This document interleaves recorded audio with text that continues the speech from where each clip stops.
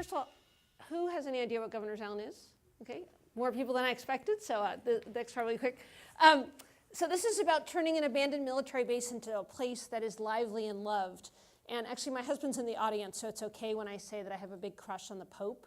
And the reason I have a crush on the Pope is because he uses the word love a lot, which is a word missing, I think, from our public dialogue. And you can actually love places. And one of the things that's been so exciting to us in the work that we've done in the last 8 years is that all kinds of ordinary New Yorkers actually love this weird island that nobody lives on. So for those of you who have no idea what this place is, there's a couple of facts. So this is the island seen from helicopter. The whole island's 172 acres. It was a military base for its whole life. So I grew up in New York. I'd never heard of it. It was completely closed to the public.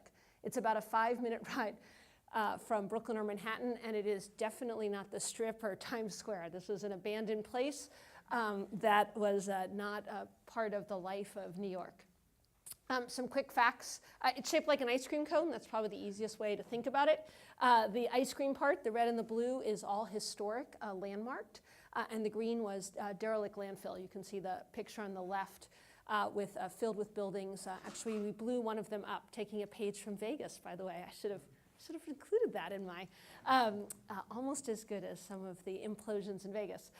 And when I got there, in addition to us not being allowed to make it a lively part of New York by allowing people to live there, no one had any idea what to do with it. And the year before, there had been a grand total of 8,000 people, which in a city of over 8 million is not exactly a popular spot.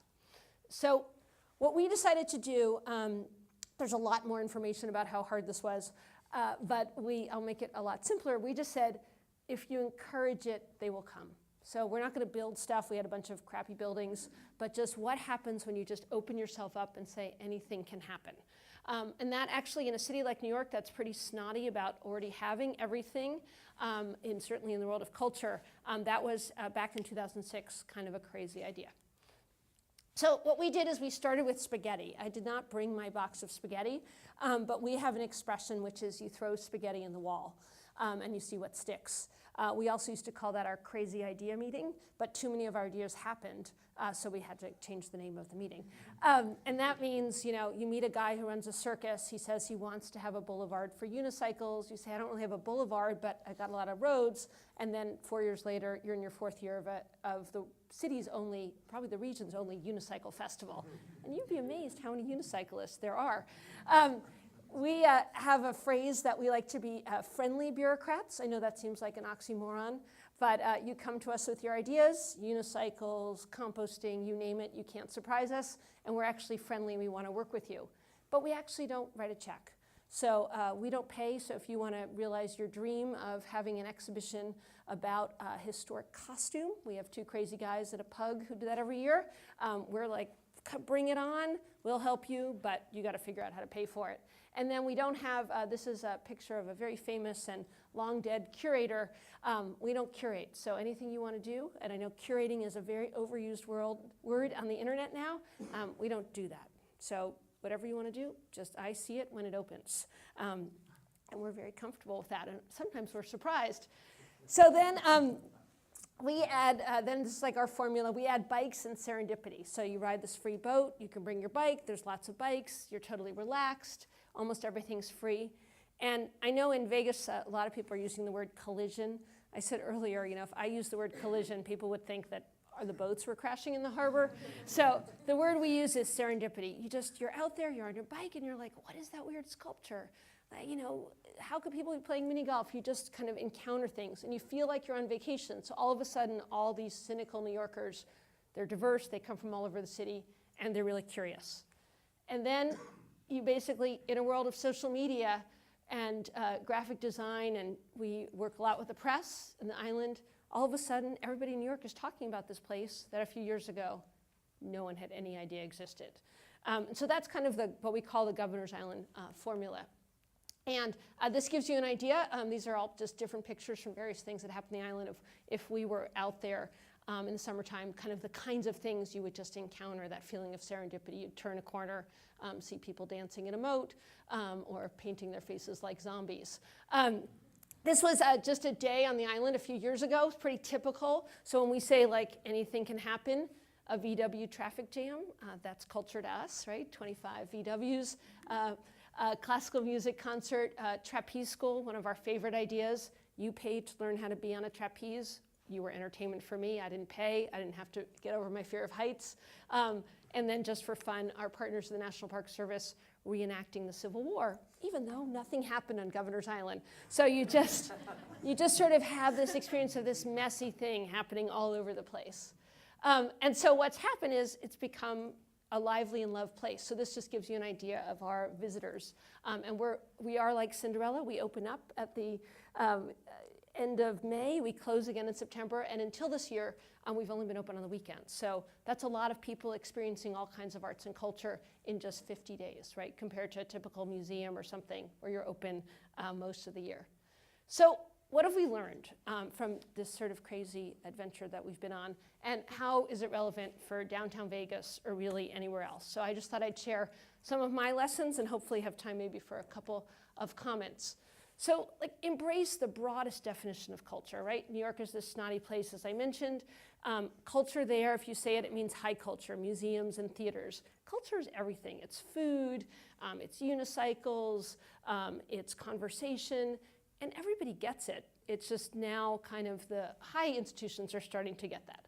And I love this. These are posters from different groups that have been on the island. And if I told you which one had $1 million budget and which one had a $400 budget, I bet you wouldn't be able to guess. And so we make all those posters the same size, or we require them, because to us, everything's equal. And the public experiences it that way. And that's one of the things, Punk Island, one of our signature projects. When you're inviting people, I run a public space, so I work for the government.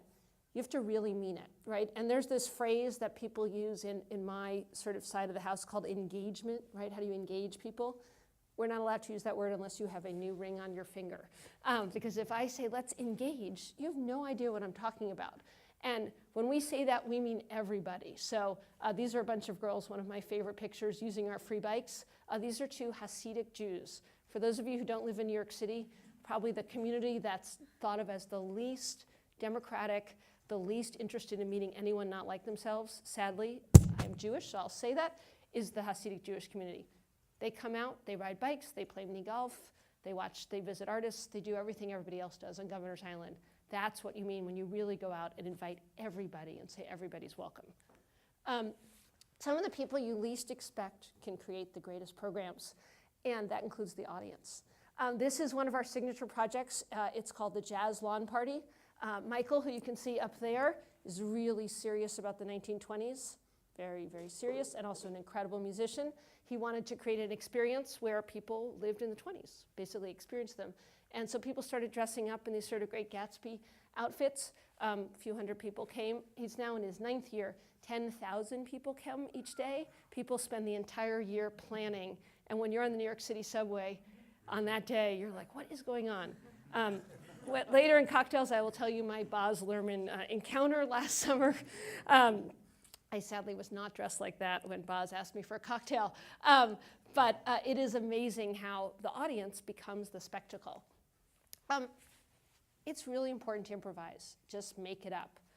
This image is actually, I gave a talk last year, and somebody in the audience, these were her notes. And she posted them, and I was like blown away. So this is sort of my talk on improvising. You can see my engagement, and I actually had spaghetti and Vegematics as props. But we just make stuff up, and we do it every day, and that's not failing.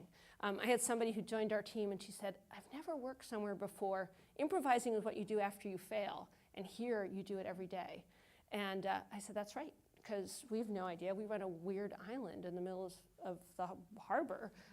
Every day we make it up, and we enjoy making it up. Be open to what can happen.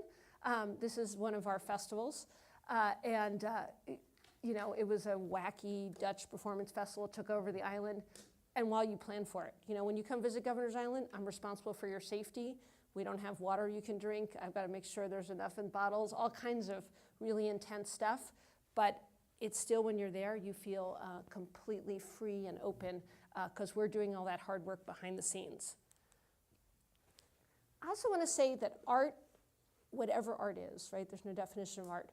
It can create an experience in the moment. So I don't know who's going to First Friday, but it also creates a new chapter and layer of meaning. So when art happens, temporary art happens in a place, doesn't matter what it is, it becomes part of the history of that place. This is an old church on Governors Island, so that's what it looked like when it was a church. Those chairs have long ago been removed. Obviously, nobody's worshiped there in 25 years. This was an art project. So most people in New York who have any knowledge of this chapel only know it as a setting for that art piece. And so that art piece took place 5 years ago. People come on the island, and even if they didn't see it, it's still part of the memory, and it's no more or less important than who worshiped there and the military chapter. So what I think is amazing about art being allowed to flourish in a place like downtown Vegas is that even if you weren't there for that wonderful ephemeral moment, it becomes part, that's the new chapter of history, right? There was a lot of things that happened in this neighborhood. It didn't just all happen in the last 5 years, but now there's art happening, and that's the latest chapter. And then finally, just have fun. This is one of my favorite projects. We actually asked artists to create a treehouse because it's New York City, right? What kids don't have tree houses. And they said, well, we're scared because of liability. And I said, but I'm the government. I'm not scared. So this is the only tree house that we're aware of that has a permit from the Department of Buildings in New York City. And it'll open again this year. So I didn't use all my time, but I just wanted to see if people had any questions or comments.